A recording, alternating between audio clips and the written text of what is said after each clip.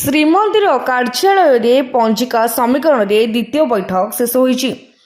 ବୈଠକ ପରେ ଗଣମାଧ୍ୟମରେ ପ୍ରତିକ୍ରିୟା ରଖି ଶ୍ରୀମନ୍ଦିର ମୁଖ୍ୟ ପ୍ରଶାସକ ଅରବିନ୍ଦ ପାଢ଼ୀ କହିଲେ, 2026-27 ପାଞ୍ଜି ଏବଂ କ୍ୟାଲେଣ୍ଡରରେ ସମସ୍ତ ତଥ୍ୟ ନିର୍ଭୁଲ ରହିବ।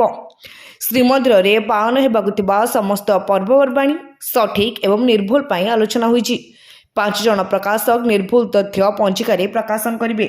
ମହାବିଷୁବ ସଂକ୍ରାନ୍ତି ଠାରୁ ସମସ୍ତ ଯାନିଯାତ୍ରା ଆରମ୍ଭ ହୋଇଥାଏ। 2027 ମସିହା ବାଡ଼ି ନୃସିଂହ ବିଜେ ପର୍ଯ୍ୟନ୍ତ ଯାନିଯାତ୍ରା ଓ ପର୍ବପର୍ବାଣୀ ପ୍ରସ୍ତୁତ ହୋଇଛି। ନିର୍ଭୁଲ ତଥ୍ୟ ପଞ୍ଜିକାରେ ପ୍ରଦାନ ପାଇଁ ସମସ୍ତଙ୍କୁ ଅନୁରୋଧ କରାଯାଇଛି। କୋହିନୂର ରାଧାରମଣ, ଭାଗ୍ୟଦୀପ, ଅରୁନ୍ଦୟ ଓ ଜିଏନ୍ ତ୍ରିପାଠୀଙ୍କ ପାଞ୍ଜିକୁ ଶ୍ରୀମନ୍ଦିର ପ୍ରଶାସନ ପକ୍ଷରୁ ଅନୁମତି ମିଳିଛି। ଯେଉଁ ପ୍ରକାଶନ ସଂସ୍ଥା ଭୁଲ ଛାପିବେ ସେମାନଙ୍କ ବିରୋଧରେ ଦୃଢ଼ କାର୍ଯ୍ୟାନୁଷ୍ଠାନ ନିଆଯିବ ବୋଲି କହିଛନ୍ତି ଶ୍ରୀମନ୍ଦିର ମୁଖ୍ୟ ପ୍ରଶାସକ। ବୈଠକରେ ମୁକ୍ତିମଣ୍ଡପ ପଣ୍ଡିତ ସଭା, ପୂଜା ପଣ୍ଡା ନିଯୋଗ, ଶ୍ରୀମନ୍ଦିର କମାଣ୍ଡର, ପରିଚାଳନା କମିଟିର ସଦସ୍ୟ, ଚଢ଼ାଉ କରଣ, ଛତିଶା ନିଯୋଗର ମହାନାୟକ ଓ ଶ୍ରୀମନ୍ଦିର ପ୍ରଶାସନିକ ଅଧିକାରୀମାନେ ଉପସ୍ଥିତ ଥିଲେ। ଜଗନ୍ନାଥ पर्व विषय ही आलोचना है। उत्कल लोक मानू पांच विषय जहाँ मुक्तिमंडप सजेसन से अनुसार पालन कर पांचटी पांजी मुक्तिमंडप स्वीकृति देती गजपति स्वीकृति देवे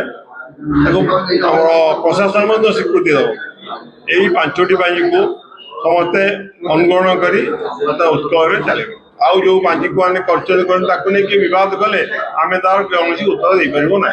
यही पांची जब कौन भूल बात किए पाती पचारे आम तार उत्तर देव समुदाय भल भाव बुझे संशोधन कर मुक्तिमंडप पंडित सभा द्वारा 5टी पांजी एवं पूजा पंडा निजोग सी तनखी कर पूर्व भी आम गोटे थर बसी जानते आज समुदाय जगन्नाथ महाप्रभु मंदिर में वर्ष तमाम जो पर्वपर्वाणी आज समीक्षा बैठक में सबू पांचर समान करागला एवं कौन त्रुटि रहा आम आशा करूँ जगन्नाथ महाप्रभु चरणारविंद प्रार्थना करूँ आमर ओडिशार जनसाधारण जो पंजिका को निर्भर कर समस्त कार्य प्रणाली करते महाप्रभुर महाविषुव संक्रांति ठारू आमर हूँ बाड़ी नृसिंह विजय पर्यंत समस्त पर्वपर्वाणी तालिका आमर पंजिकार मानक प्रदान करागला।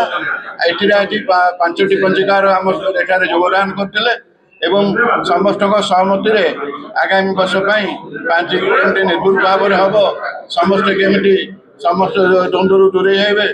ब्यूरो रिपोर्ट तीर्थक्षेत्र लाइव।